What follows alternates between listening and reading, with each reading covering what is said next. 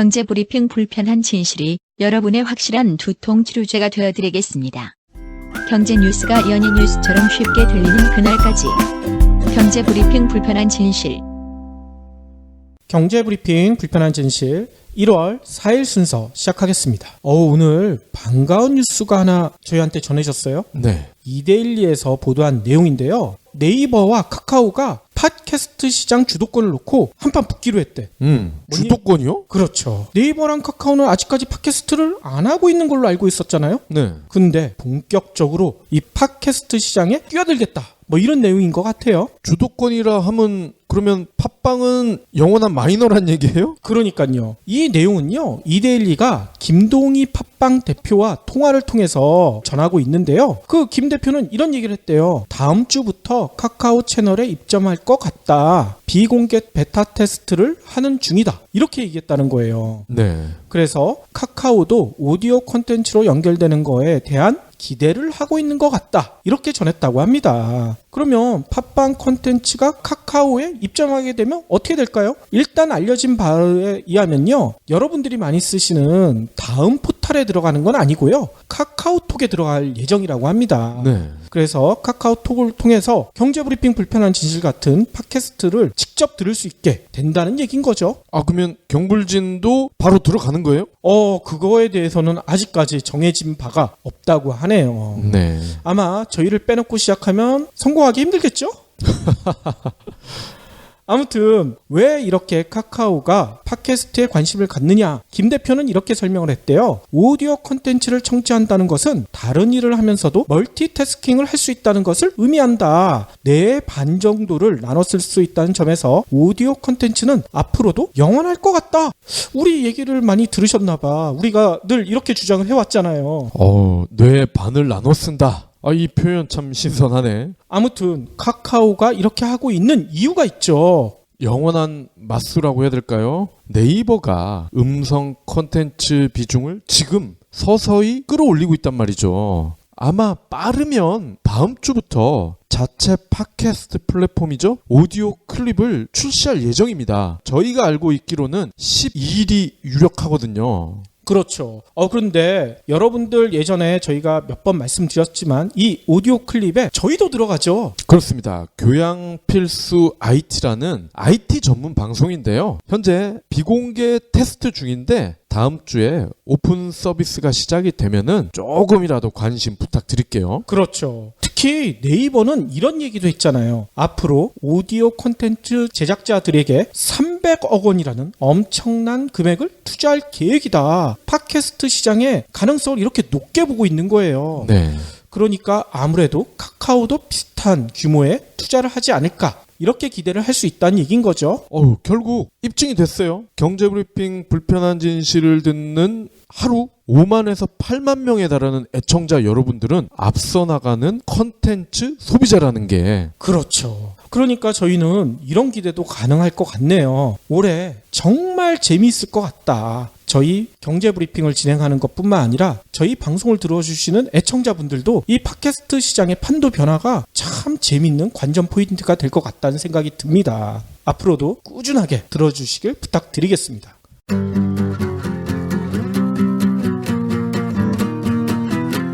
포브스가 매년 발표하는 전 세계 억만장자 순위 아시죠? 이 리스트에 이름을 올리는 가장 빠른 방법이 뭘까요? 글쎄요. 사업, 복권, 땡! 바로 결혼입니다. 결혼이요? 네, 결혼이요.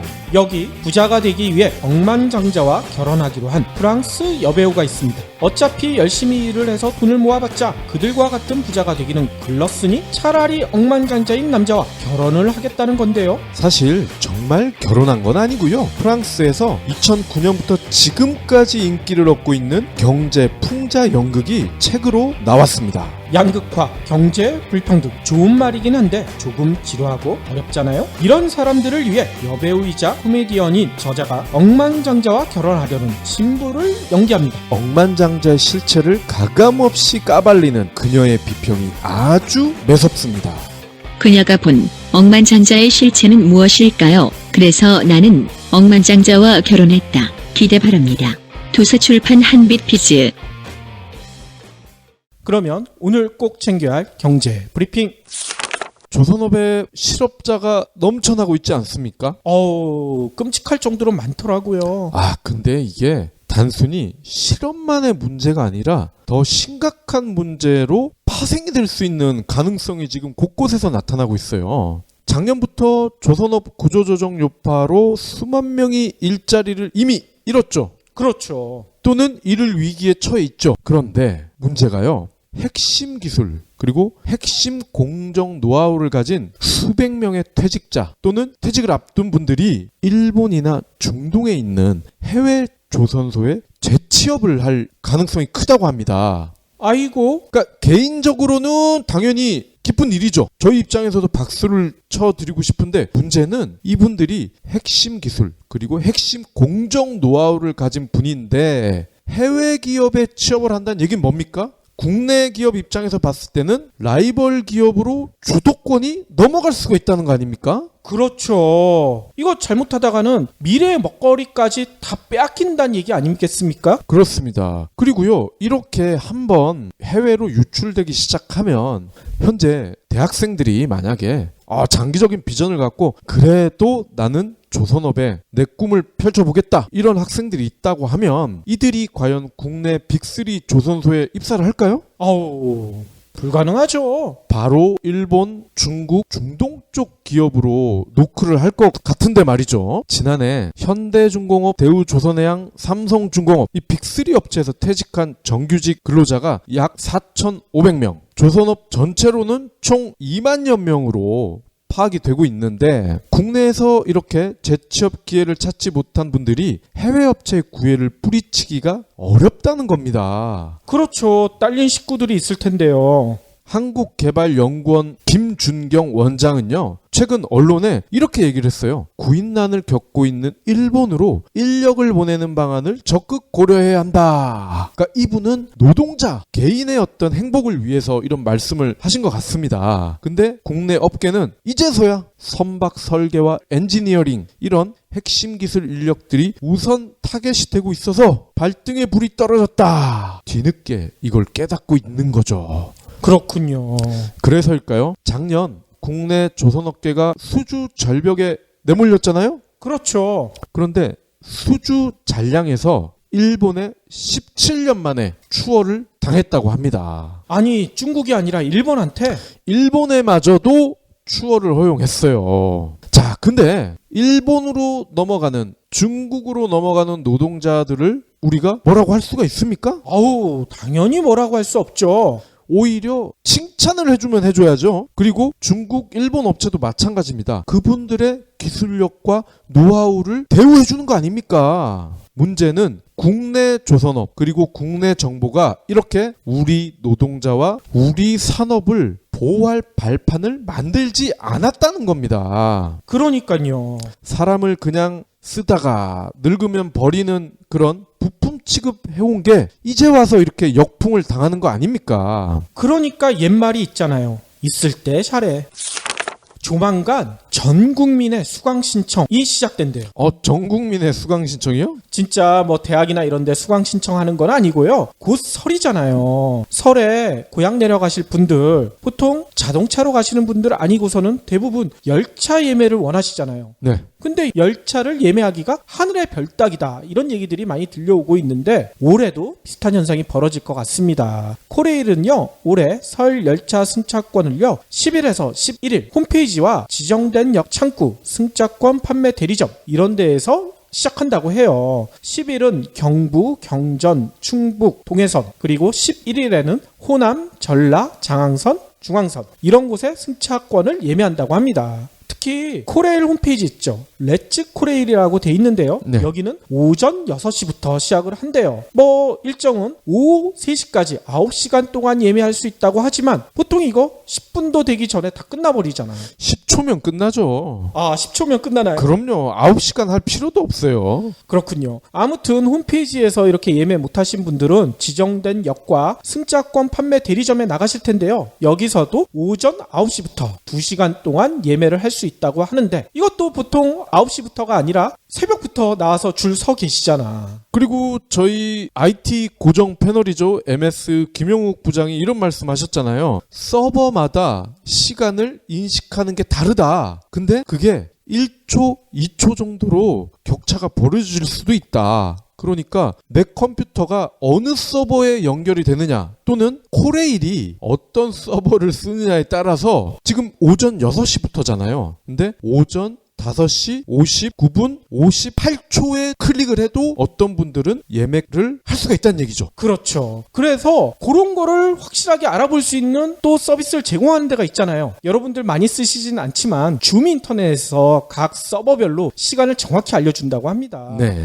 그러니까 요번에 인터넷 예매하실 분들은 줌 인터넷을 한번 참조해 보시는 것도 좋을 것 같아요. 네. 그런데 문제가 하나 있죠. 한 네티즌이 이런 얘기를 써놓으셨네요. 1인당 12장씩 판매한다는 게 말이 되느냐? 12명씩 한꺼번에 고향 내려가는 사람이 그렇게 많지는 않을 거 아닙니까? 그렇죠. 이렇게 대가족이 있기는 쉽지 않은데 말이죠. 그러니까요. 이러니 금방 동나지 뭐 이런 얘기를 써놓으셨는데요. 실제로 코레일 측에서 밝힌 바에 따르면요. 1회에 최대 6장까지 예매가 가능하고요. 1인당 최대 12장을 예매할 수 있다고 합니다. 이거 너무 많지 않은가 이런 생각이 드네요. 맞습니다. 1인당 6장, 5장 이 정도로 제한해도 괜찮을 것 같은데요. 1인당 12장이면은 되팔이도 가능하다는 얘기죠?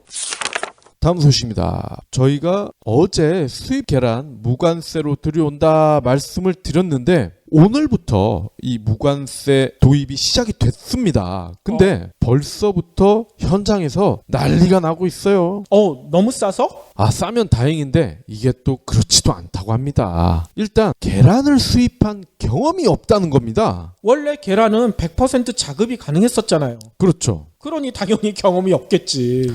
그러니까 계란을 수입을 하려면은 배로 할까요? 비행기로 할까요? 배로 가지고 오다간 다 썩어버리겠죠? 그러니까 당연히 비행기로 하지 않나요? 그렇습니다. 그런데 국내 어떤 항공사도 그리고 국내 어떤 대형 유통점도 계란을 비행기로 가져온 적이 없다는 겁니다. 그리고 비행기로 가지고 오다 보면 깨질 수도 있을 것 같아.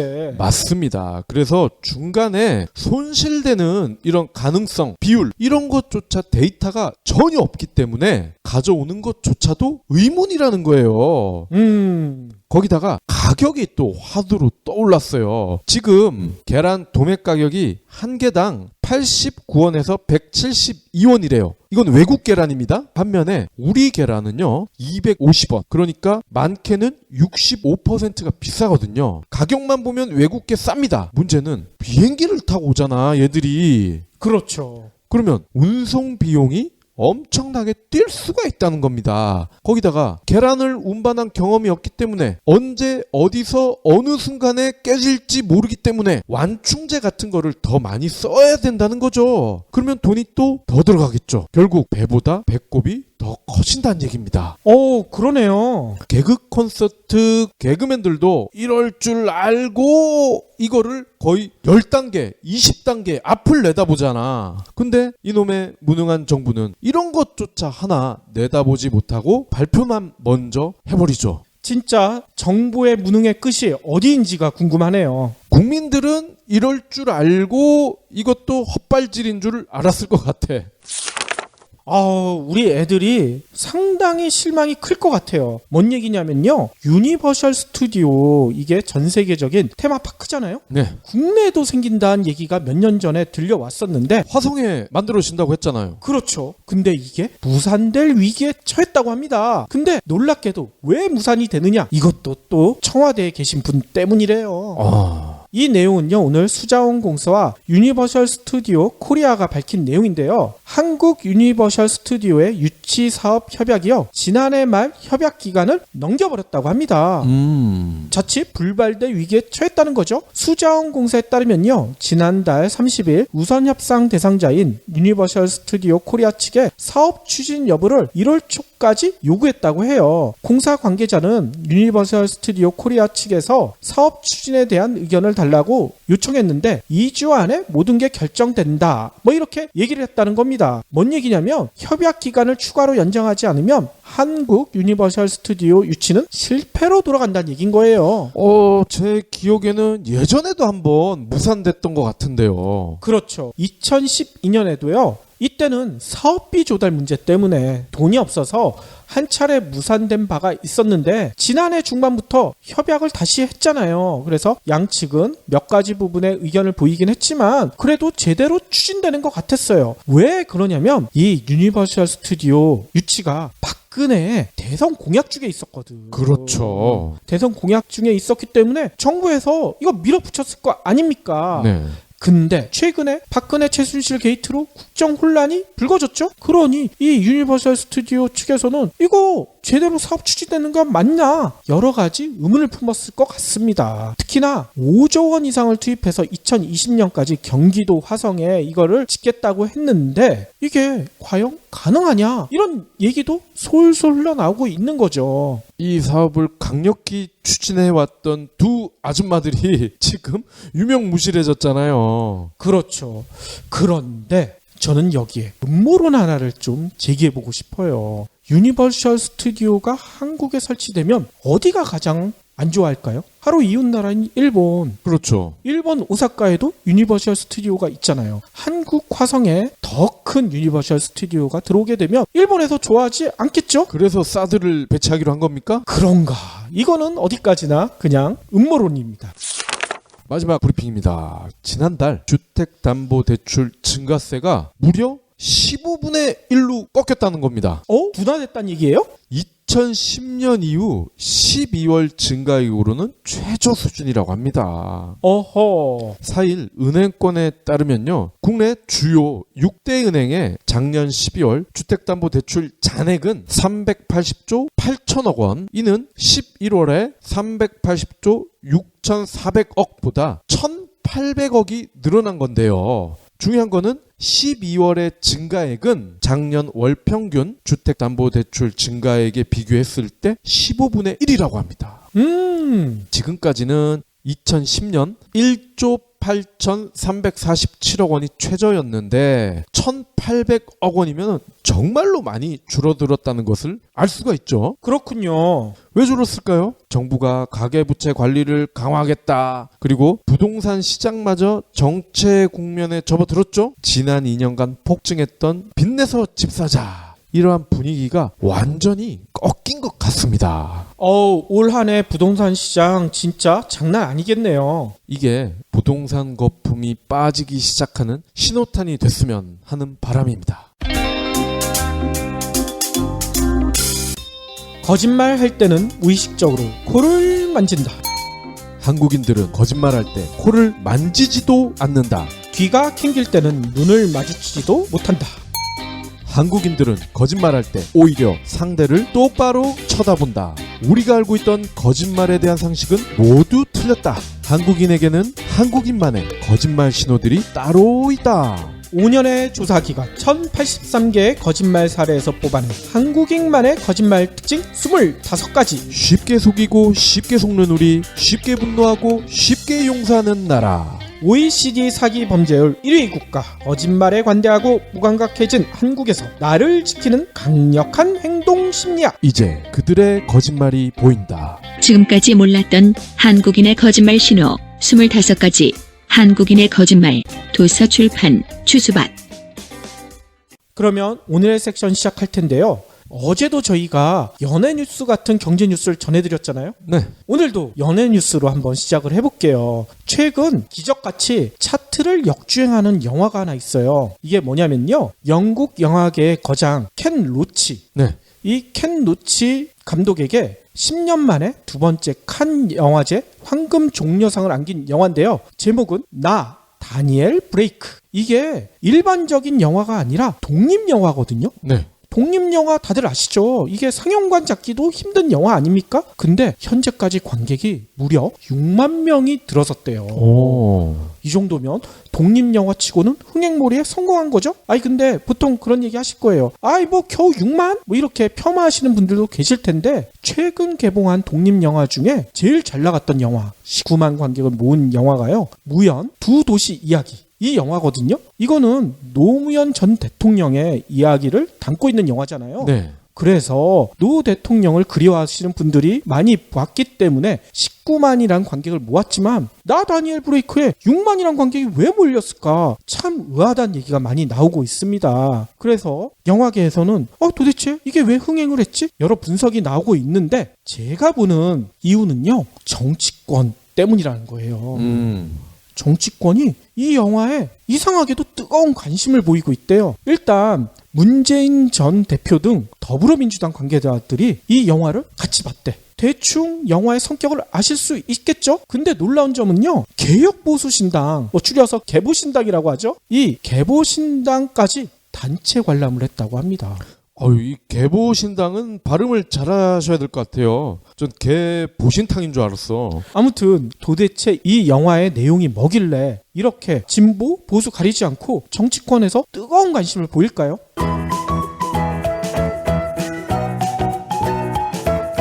일단 영화는요. 주인공이 다니엘 브레이크거든요. 제목이 나 다니엘 브레이크로 돼 있잖아. 네. 이 다니엘은요. 요람에서 무덤까지로 불리는 나라 있죠. 영국. 그렇죠. 영국에서 평생 몫으로 일하며 근근히 살아왔던 노동자래요. 네. 근데 이 노동자가 일도 열심히 하고 세금도 엄청 열심히 잘 냈다는 거죠. 근데 문제는 영화가 다니엘이 고용지원금 담당 공무원과 전화통화하는 목소리로 시작이 됩니다. 왜 통화를 했을까? 이 다니엘은요. 갑자기 심장병이 왔다는 거예요. 그래서 당분간 일을 할 수 없게 됐어요. 그러면 어떻게 하겠습니까? 요람에서 무덤까지라고 했잖아. 정부에서 지원하는 질병수당을 받아서 가까스로 생활을 꾸려왔대요. 근데 문제는 영국 공무원들도 우리나라 공무원들이랑 비슷한가 봐. 이 복지 대상을 너무 많이 가지고 가는 걸 좋아하지 않죠. 네. 최대한 줄이려고 하잖아요. 그래서 복지 대상을 탈락시키는 것에만 의욕적인 담당 공무원의 영향으로 이 다니엘이 차상위 계층으로 분류가 돼버렸대요. 차상위 계층으로 분류가 되면 어떻게 되겠습니까? 질병수당을 받을 수 없게 됐다는 거예요. 하하. 이렇게 얘기했다는 거죠. 당신 심사해 봤는데 질병수당을 받으려면 15점 이상이 돼야 돼. 근데 당신은 12점밖에 안 돼. 그러니까 질병수당 줄 수 없어. 이렇게 얘기했다는 거야. 요람에서 무덤까지라는 게 무덤으로 바로 직행을 시켜주겠다 그거군요. 진짜 그런 것 같아요. 진짜 이 점수를 채우지 못하면 복지 대상에서 탈락하는 선별적 복지의 희생양이 돼버린 거죠. 이게 뭔 얘기겠습니까? 자신이 얼마나 가난한지, 자신의 삶이 얼마나 처참한지 스스로가 증명해야지 이 점수를 채울 수 있을 거 아니야. 진짜 인간의 존엄성이 짓밟히는 처참한 상황에 다니엘이 놓였던 거죠. 그런데도 이 질병수당 받지 못하면 당장 굶어 죽게 생겼으니까 네. 다니엘이 다시 전화를 한 거예요. 내가 너무나 가난하고 내 삶이 너무나 처참하다. 이거를 증명하기 위해서. 그런데 담당 공무원이 이렇게 대응을 합니다. 간신히 전화가 연결됐는데도 이 질병수당 기각에 대한 항고는 전화로 안 된대요. 인터넷을 통해서 직접 해야 된대. 목수한테? 그러니까요. 이 다니엘이란 분은 평생 목수로 살아서 컴퓨터를 한 번도 달아본 적이 없대요. 예. 그러니까 이런 상황을 설명했겠죠. 근데 아무리 호소를 해도 담당 공무원이 그렇다는 거예요. 법이 그런데 이거 내 권한이 아니야. 도와줄 수 없어. 담당 공무원은 이렇게 막무가내식으로 얘기를 했다는 거죠. 그러니까 다니엘이 이런 한탄을 하더라고요. 바닥을 치게 만들어서 수당을 포기하게 만들려는 것 같다. 진짜 그렇지 않습니까? 물론 다니엘은 여기서 그냥 주저앉지 않더라고요. 자신도 진짜 당장 굶어 죽을 위기에 처했지만 주변의 어려운 이웃들과 연대하려고 노력하는 모습이 영화 곳곳에서 보입니다. 특히 이런 장면이 있어요. 복지급여를 위한 면담 시간에 몇 분 늦어가지고 이 싱글맘 가족이 쫓겨나게 생긴 거야. 10분도 아니고 단지 몇 분 늦었다고. 그러니 다니엘이 이 상황을 보고 이 줄 서 있는 사람들한테 얘기를 했어요. 저 싱글맘 자칫하면 이 복지급여 받지 못한다. 잠깐 순서를 양보해주면 안 될까요? 이런 식으로 몇 사람한테 양해를 구해서 싱글맘 가족을 도와줘요. 그러면 이 담당 공무원이 이 사람 진짜 친절하게 대해주면 좋잖아. 근데 담당 공무원이 다니엘한테 뭐라고 했는지 아십니까? 내 일이 아닌데 왜 이런 거 참견해? 관심 꺼! 이렇게 비난을 했다는 겁니다. 네.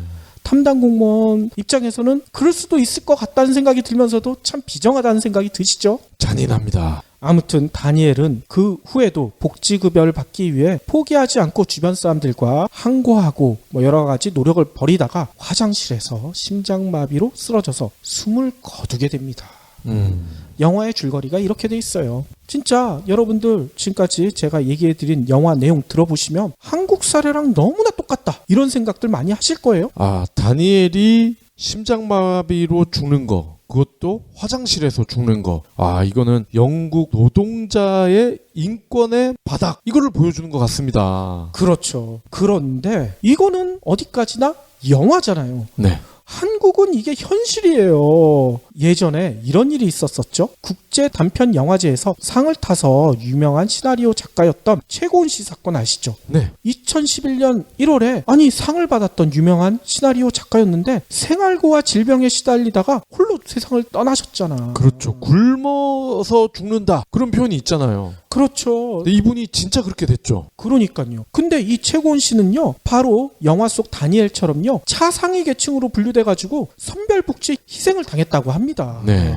또 있었죠. 전 국민을 슬프게 했던 송파 세모녀 사건. 이것도 또렷이 기억이 나시잖아요. 그렇죠. 이들 모두가 어떻게 당한 겁니까? 일하지 않는 자는 먹지도 말라. 가난은 부도덕한 것이다. 이렇게 끊임없이 국민들에게 주입하는 신자유주의에 당한 게 아닌가 이런 생각이 들어요. 아니, 먹어야 일을 하지, 일하지도 않은 먹지도 말라는 게 말이 됩니까? 그러니까요. 그런데 이런 사건이 벌어질 때마다 국내 보수 정치인과 언론들은 뭔 얘기를 했습니까? 아니, 이건희 삼성 회장의 손자까지 무상급식을 한다는 게 말이 되느냐? 이런 회계망측한 논리로 실상을 호도했잖아요. 보편적 복지는 포퓰리즘이고 사치이고 이거는 유토피아에서나 가능하지 현실적이지도 않다. 이렇게 얘기하면서 말이죠.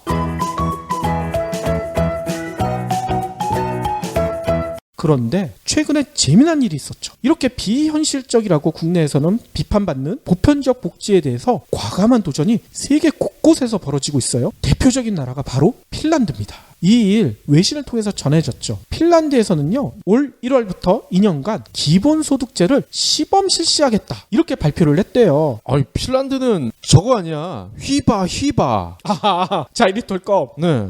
그보다 앞으로는 기본복지가 더 유명해질 것 같아요. 아니 도대체 이게 시범 실시라는데 어떻게 실시되는 거냐 궁금하실 텐데요. 일단 지급 대상은요, 현재 실업수당 또는 생계보조금 수령자 가운데 정부가 무작위로 선정한 2,000명에게 지급을 한다는 거예요. 얼마씩 지급하냐? 매월 560유로, 그러니까 우리나라 돈으로 70만 6천 원 정도 되더라고요. 이거를 기본소득으로 지급하는데 이는 핀란드 민간 평균 소득의 약 16% 정도 되는 금액이라고 합니다. 많지는 않죠. 아무튼 일단 대상에 선정되게 되면요, 수입이나 재산 규모, 고용 여부 상관없이 2년 동안 지급받게 된다는 거예요. 시험 상태에서는 무작위로 하게 된다고 하지만 이게 전면 확대되게 되잖아요. 그러면 이건희 손자라도 받게 된다는 얘긴 거예요. 네. 핀란드 정부는요, 이번 실험이 성공적이라고 판단되면 대상을 단계적으로 늘리겠다고 하더라고요. 그래서 앞으로 모든 성인, 모든 핀란드 국민에게 기본소득을 제공하겠다. 이게 목표라고 합니다. 핀란드뿐만이 아니죠. 예전 방송에도 한번 얘기 드렸지만 네덜란드의 중부 대도시 위트레이트에서도요, 시범 프로젝트를 실험하고 있대요. 여기는요, 4가지 실험군으로 나눠서 기본소득 효과를 측정하고 있다고 하는데요. 첫 번째는 원하는 만큼 일하면서 조건 없이 980달러를 제공하는 거. 두 번째는 사람들에게 강제로 일을 하게 한 다음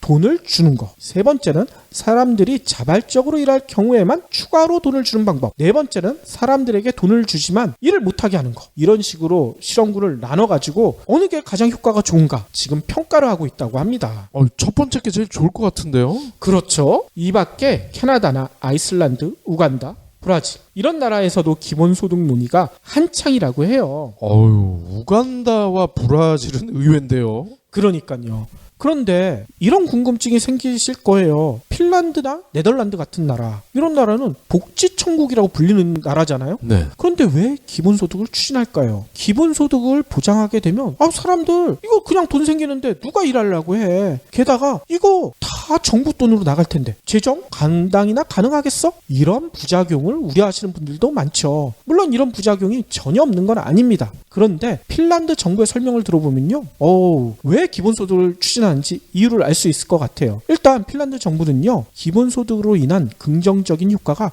훨씬 크다, 이렇게 얘기를 하더라고요. 고용 여부와 무관하게 기본소득을 보장해 줄 경우 실업수당을 받기 위해 일부러 취업을 기피하는 현상을 해소할 수 있을 것이다, 이렇게 기대를 한다는 거예요. 우리나라도 이런 분들 꽤 있죠. 그렇죠. 실제로요, 핀란드인들 사이에서는요, 실업을 당하잖아요. 그러면 재교육 기간 동안 하루 최대 18유로까지 실업수당을 받을 수가 있대요. 근데 이 실업수당을 받는 조건이 그동안에 일을 안 해야 돼. 그러면 이 동안에 일용직 일자리라도 하게 되면 이 실업수당이 끊기게 된다는 거예요.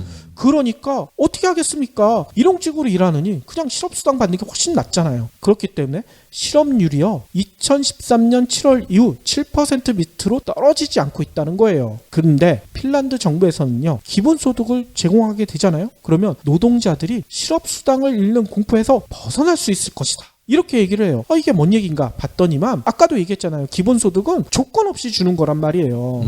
그러니까 노동자들이 일자리를 얻어도 기본소득은 계속 받을 수 있다는 겁니다. 그러니까 영화에서처럼 다니엘이 다른 일자리 때문에 차상위 계층으로 분류돼서 실질 소득이 오히려 줄어드는 이런 불합리한 일이 없어진다는 얘기인 거죠. 그러니까 정리해보면 기본소득이 보장이 되면 기본소득 받고 일용직이라도 가끔 일을 하고 그러면 소득이 더 늘어날 텐데 어떤 노동자가 일을 안 하고 그냥 놀기만 하겠습니까?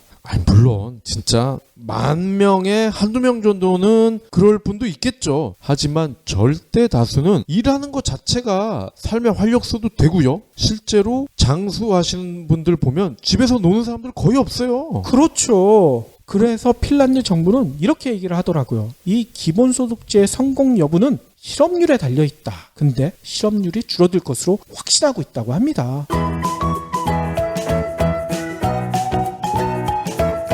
지금까지 얘기한 것보다 핀란드 정부가 더 강조하는 내용이 있더라고. 뭐냐면요, 기본소득을 보장해 주잖아요. 그러면 노동자 인권이 높아질 수가 있대요. 그렇죠. 왜냐하면 노동자가 당장 먹고 살 게 없으니까 그냥 나쁜 조건이라도 열정페이라도 그냥 노동계약을 맺어버리는 이런 불상사가 생기지 않게 된다는 거예요. 또 이런 일 나 적성에도 안 맞고 진짜 하기 싫은데 억지로 일하지 않아도 된다는 겁니다. 그렇죠. 부장이 야 미스 김 커피 좀 타와라 그러면 손모가지가 부러졌냐 이 새끼야 하면서 나올 수가 있다는 거죠. 그렇죠.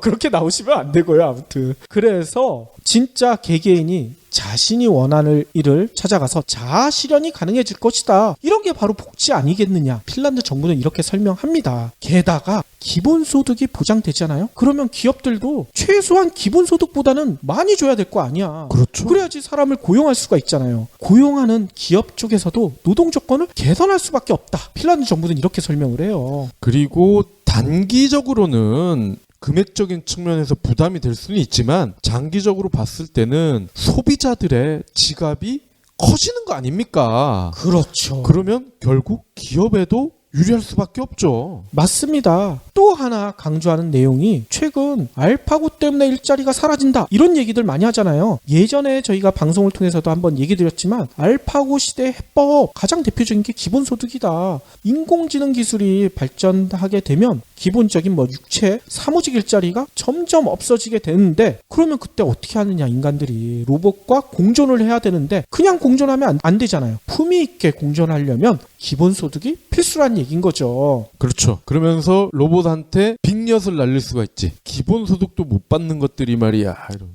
그럴 수도 있겠네요. 그리고 아까 얘기 드렸던 최고운 시나리오 작가 같은 창의적인 사람들도 이런 먹고 살 걱정이 없어야 알파고 시대에도 창작 활동을 계속할 수 있지 않겠습니까? 맞습니다. 아니 그러면 다 좋아. 재원은 어떻게 할 거야? 이거 하려면 정부 돈이 얼마나 많이 들어가는데, 이런 얘기를 하실 텐데요. 핀란드 정부는 이렇게 설명을 해요. 기본소득 도입으로요, 각 각종 명목에 따라 분리된 복지 체계가 일원화가 가능하다는 거예요. 그러면 장기적으로 오히려 재정 개선을 할 수가 있을 것이다. 이렇게 기대를 하더라고요. 현재 핀란드에서는요. GDP의 약 60%를 복지 비용으로 쓰고 있대요. 오, 대단하죠. 60%나 쓰니. 그런데 이 복지 비용의 상당 부분을 기본소득제를 도입하게 되면 줄일 수가 있다는 거야. 그러니까 재정이 개선된다는 거죠. 아니 이렇게 설명을 드리면 야 얼마 전에 스위스 국민들은 기본소득안 부결시켰잖아 이런 얘기 하시는 분들도 계실 거예요. 기본소득제 스위스 애들은 바보라서 이거 부결시켰어? 이런 얘기도 하실 거고. 그런데 실제로 스위스는 지난 6월에 성인 국민에게 300만 원, 미성년자에게는 80만 원을 매달 주는 국민소득 지급 헌법 개정안을 국민투표에 붙였다가 부결됐잖아요. 그런데 그 이유가 있었죠. 당시에도 말씀드렸지만 이 300만 원이 우리가 보기에는 엄청 큰 돈이잖아. 근데 선진국인 스위스 국민들에게 300만 원은 우리가 생각하는 만큼 그렇게 큰 금액일까요? 그게 아니란 얘기를 지난 방송에서도 한번 설명을 드렸었죠. 스위스 물가가요. 우리의 2배가 넘어요. 단순 계산으로 따져도 이 300만 원은 우리나라의 한 150만 원 정도의 가치밖에 안 된다는 거죠. 우리나라에서 150만 원 가지고 한 달 생활이 가능할까요? 최저임금밖에 안 되잖아. 네. 그렇기 때문에 스위스 국민들은 이거 가지고는 부족하다. 부결을 시켰다는 얘기인 거죠. 게다가 스위스의 복지는 이런 기본소득을 받지 않아도 충분할 정도라고 합니다. 그래서 노동자 계층에서는 이런 얘기를 한다는 거예요.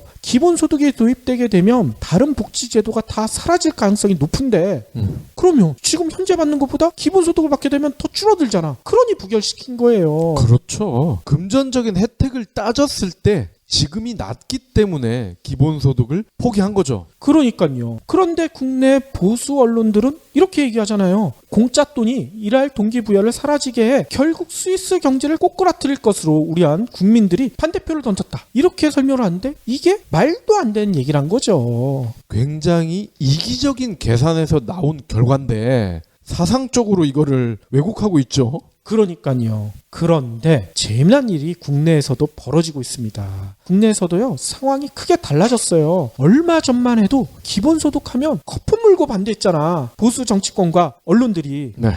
근데 최근에는 우호적으로 살짝 바뀌고 있어요. 표가 될 것 같으니까. 그렇죠. 아까 처음에도 얘기 드렸지만 보수에서 갈라져 나온 개보신당 얘네들이 아까 그 영화 봤다고 했잖아요. 나 다니엘 브레이크. 아까 제가 영화 내용을 설명드렸듯이 이 영화의 주된 줄거리는 기본소득이 필요하다는 얘기를 하고 있는 거 아닙니까? 근데 개보신당이 이 영화를 단체 관람을 해서 국민들을 놀라게 했잖아요. 보수 언론들도요 최근에 기조를 보면 아직도 기본소득 하면 막 쌍심지를 켜고 반대하는 언론들도 있긴 하지만 그렇게 대놓고 반대하는 얘기는 많이 줄어든 것 같아요. 네. 이게 이유가 뭘까요? 박근혜 탄핵 국면으로 인해 대선이 가까워졌기 때문일까요? 아니면 서민들이 진짜 그만큼 살기 어려워져서 경제가 나빠져서일까요? 전자겠죠.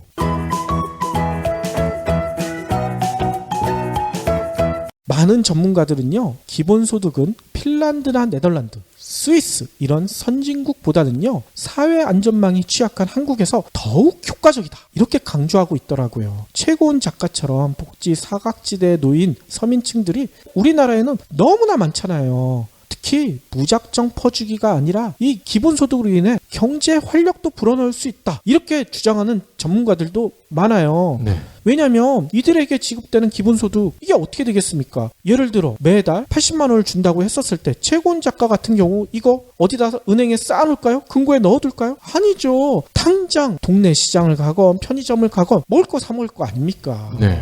당장 기본소득은 소비가 되기 때문에 경제 윤활유가 될 수 있다는 얘기인 거죠. 근데 보수 언론이나 보수 정치권에서 얘기하는 것처럼 부자 관세를 통해서 낙수 효과 노리는 거 이거 세금 감면해줘도 금고에 돈 쌓아놓은 거 다 들통났잖아. 이거랑 다르다는 얘기인 거예요.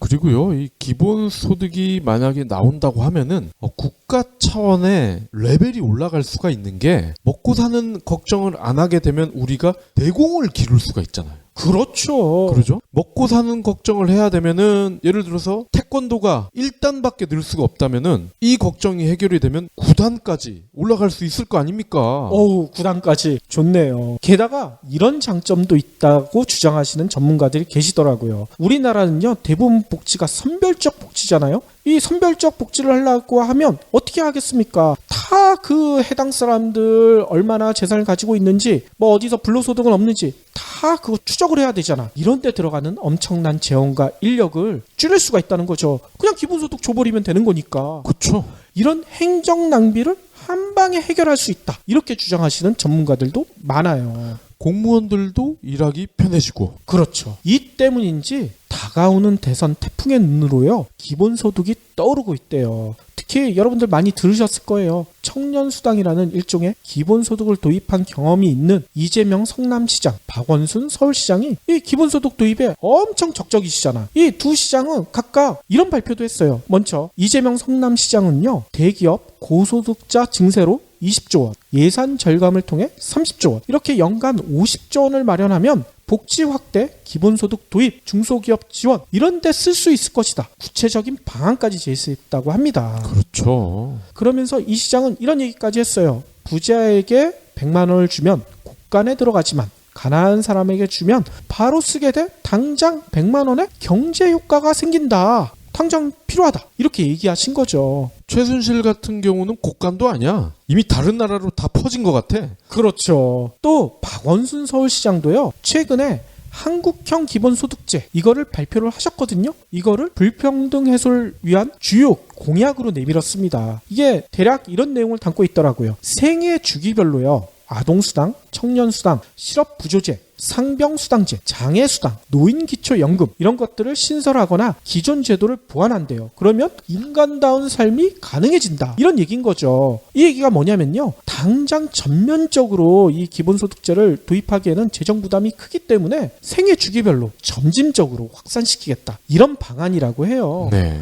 그래서 구체적으로 필요한 예산도 추정을 하셨더라고요. 초기에 20조 원이면 가능하다. 이런 얘기를 하더라고요. 이 시장보다 더 적네요, 금액이. 그렇죠. 또 연초에 각종 여론조사에서 지지율 1위를 달리는 문재인 전 민주당 대표도요, 이미 2014년부터 기본소득 관련된 입장을 밝힌 바가 있어요. 이게 뭐냐면요, 소득주도 성장론, 국민의 기본소득을 보장해야 한다. 이렇게 얘기를 하신 거죠. 그래서 최저임금도 인상해야 되고 생활임금제도 도입해야 되고 생활비 지출 부담을 감소해서 소득을 보장하는데 이에 필요한 재원 마련 방안으로요, 부자 감세 철폐 이걸 내세웠잖아요. 문재인 대표도요, 조만간 이를 구체화해서 발표할 예정으로 알려져 있어요. 또 재미난 것은요, 개보신당의 유승민 의원도 기본소득에 조건부 찬성한다. 이런 입장을 발표를 했대요. 네.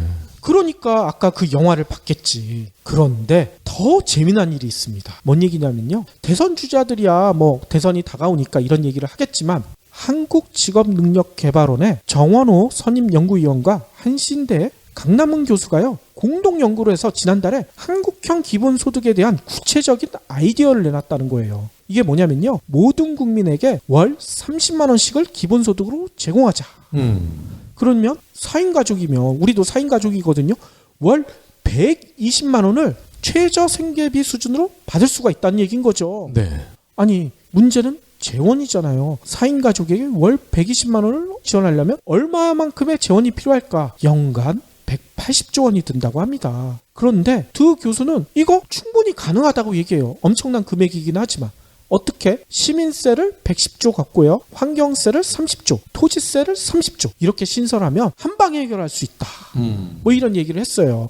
이거에 대한 자세한 논의는 다음에 한 번 더 할 테고요. 이게 가능할지 뭐 좀 더 연구가 필요할 것 같긴 해요. 근데 제가 아까 재밌다고 했잖아요. 왜 재밌느냐? 한국직업능력개발원이 어딘가를 보셔야 된다는 겁니다. 여기가 뭐냐면요, 국책연구기관이거든요. 국책연구기관, 고용노동부 산하기관이에요. 위치도 세종 정부종합청사내에 위치해 있어. 그런데 여기서도 기본소득 아이디어를 내놨다? 되게 놀랍지 않으세요? 세상이 많이 바뀌었군요. 아니, 그리고 지금 시민세, 환경세, 토지세 뭐 신설을 제안을 했다고 하셨는데, 제 생각에는 지금 걷고 있는 담배, 술, 휘발유 여기에서 나오는 세금만 잘 추려도 가능할 것 같은데요? 그렇죠. 그러니까 이 두 교수는 연간 180조 원이 결코 큰 재원이 아니다.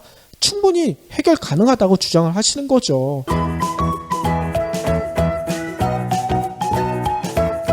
영화 나 다니엘 브레이크의 마지막은요. 이렇게 끝나더라고요. 다니엘이 아까 화장실에서 심장마비로 돌아가셨다고 했잖아요. 네. 근데 다니엘의 품속에서 이런 편지가 나왔대요. 이 항고 법정에서 가지고 와서 읽으려고 썼던 편지. 이 편지를요. 장례식장에서 아까 싱글맘을 도와줬다고 했잖아요. 싱글맘이 이 편지를 마지막하게 읽기 시작합니다. 이런 장면으로 끝나는데 뭐라고 썼냐? 나는 의뢰인도 아니고 고객도 아니고 서비스 이용자도 아닙니다. 나는 게으름뱅이도 아니고 사기꾼도 아니고 거지도 아니고 도둑도 아니고 보험 번호도 화면 속 신호도 아닙니다. 나는 사회적 책임을 다했고 그렇게 할 수 있어서 자랑스러웠습니다. 나는 굽신거리지 않았고 이웃을 동등하게 대했습니다. 제 이름은 다니엘 브레이크.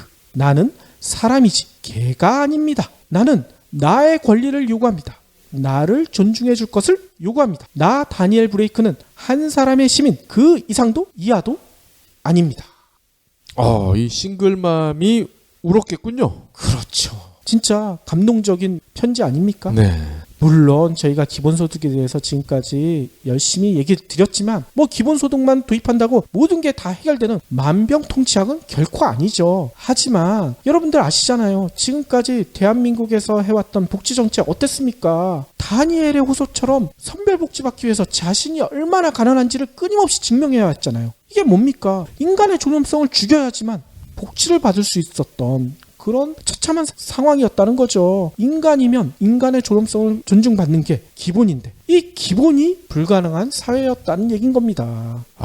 대한민국은 정부도 그렇고 기업도 그렇고 약자가 항상 뭐든지 다 입증하고 증명해야 돼. 그러니까요. 급발진이 나도 운전자가 입증해야 되고. 그래서 제가 아까도 얘기 드렸듯이 기본소득 논의는요. 핀란드나 네덜란드 같은 선진국이 아닌 헬조선인 대한민국에서 시작돼야 될 것 같아요. 그래서 이 대한민국이 촛불 민심의 세계적인 진원지가 됐듯이 이 기본소득에서도 세계적인 성공 사례가 돼보면 어떨까 이런 생각이 듭니다. 새마을운동 이런 걸 알릴 게 아니라 기본소득을 도입해서 최초로 성공한 나라 이런 게 알려져야 되지 않겠습니까?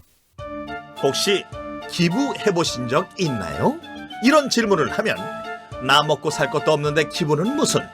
기부는 션, 정혜영, 김장훈이나 하는 거 아니야? 라고 하시는 분들이 많습니다. 하지만 기부는 돈 많은 연예인의 전유물이 아닙니다. 무료 기부 사이트 위시플렉스에 접속하면 누구나 기부천사가 될 수 있습니다. 어떻게 가능하냐고요? 위시플렉스의 나만의 위시에서 매주 마음에 드는 신상 10개만 고르면 됩니다. 물론 사는 것이 아니라 찜만 하는 겁니다. 그러면 기부머니 500원이 매주 생기죠. 이 기부머니를 경제브리핑, 불편한 진실 같은 프로젝트에 후원할 수 있습니다. 참 쉽죠? 보너스도 있습니다. 매주 추첨을 통해 골라놓은 신상을 최대 90% 할인된 가격으로 살 수 있는 기회도 제공합니다. 기부도 하고 신상도 챙기고 그야말로 꽉 먹고 알 먹고입니다. 이래도 기부는 나와 상관없는 딴 나라 이야기라고 하실 건가요? 당장 위시플렉스에 접속해 자랑스러운 기부천사의 이름을 올리세요. 마지막으로는요. 연초부터 페이스북에서 난리가 난 동영상 하나를 전해드릴까 합니다. 이 동영상이요. 지난 2일 국회에서 있었던 일을 JTBC에서 찍은 건데요. 네. 첫 장면에 정세균 국회의장이 나오세요. 정세균 국회의장이 요즘 탄핵 정국으로 엄청 화가 나 있을 줄 알았는데 활짝 웃는 얼굴로 등장을 해요. 그래서 왜 그러시나 했더니 떡국이 맛있었어. 떡국이 맛있었나요? 그 다음 장면이 더 놀랍습니다. 그 다음 장면에는요. 청소 노동자들이 등장을 해요. 네. 이 청소 노동자들이 누구신가? 지난 방송에서도 저희가 한번 전해드렸었잖아요. 국회 청소 노동자들이 1월 2일부터 국회 사무처 소속의 정직원이 되셨잖아. 그때 한번 전해드렸었죠? 네. 근데 이날 이 정직원이 된 것을 기념하는 행사가 국회에서 열렸다는 거예요. 그러니까 정 의장은요. 활짝 웃으면서 등장하셔서 청소 노동자들에게 일일이 그 정규직 직장인들의 꿈이 있죠. 명찰. 네. 명찰을 달아주시더라고. 그리고 악수도 하고 덕담까지 해주시는 장면이 동영상에 그대로 찍혔어요. 그러면서 정 의장이 이런 얘기를 하십니다. 이번 일이 다른 기관의 모범이 될 것이라고 생각합니다. 여러분은 진정한 의미의 국회 일원이 됐습니다. 이러면서 활짝 웃으시더라고. 네. 정 의장님이 그렇게 활짝 웃으시는 장면을 저는 처음 본 것 같아요. 그런데 또 놀라운 점이 있습니다. 오늘 놀라운 점이 너무 많네요. 이번 일에 많은 힘을 기울였던 더불어민주당 소속의 우용근 국회 사무총장 있죠. 이분이 갑자기 국회 청소 노동자들에게 큰절을 했어요. 네. 큰절하면서 뭐라고 하셨는지 아세요? 너무 늦게 국회 직원으로 모셔서 죄송합니다. 앞으로 잘 모시겠습니다. 이러니 그 국회 청소 노동자들이 어떻게 했겠습니까? 감동의 눈물을 흘리셨겠죠. 또 앞에 앉아있던 청소 노동자들은 맞절까지 하시더라고요. 네. 뒤에는 강당 의자에 앉으셔서 이렇게 못하셨지만 앞에 계신 분들은 바로 내려와서 맞절을 하시더라고요. 지난 방송에서도 말씀드렸지만 이번 일이 그냥 이루어진 게 아니잖아요. 국회 비정규직 청소 노동자들이 무려 3년이란 긴 시간 동안 투쟁한 결과입니다. 아까도 얘기했죠. 나를 존중해 줄 것을 요구합니다. 이렇게 외쳤던 다니엘. 그리고 예전 방송에도 한번 얘기 드렸지만 너의 자유와 권리는 딱 내가 투쟁한 만큼만 너에게 주어진다. 체게바라 유언. 이거 우리가 다시 한번 곱씹어봐야 하지 않을까. 동영상을 보면서 이런 생각이 들었습니다. 네. 어쨌건 그 영국의 요람에서 무덤까지 아주 인상적입니다. 가시는 길 편안하게 직행시켜 드립니다. 이렇게 바꿔도 될 것 같아요. 너무 무서운데요.